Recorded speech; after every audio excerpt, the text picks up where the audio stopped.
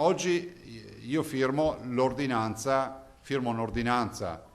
che proroga tutte le misure, quindi non c'è nulla di nuovo sotto il sole, fino al 15 di ottobre. Pensiamo di fare questa ordinanza fino al 15 di ottobre, che è esattamente la data di scadenza dello stato emergenziale.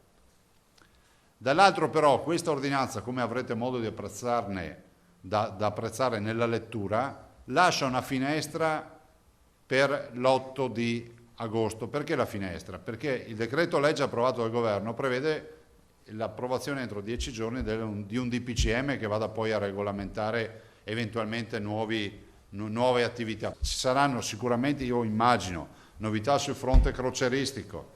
Ci stiamo anche un po' adoperando anche noi cercando anche un protocollo e delle linee guida che siano sperimentali, insomma stiamo facendo dei ragionamenti. Potrebbero esserci delle novità forse dal governo anche rispetto ad altri settori, prudenzialmente ve lo dico.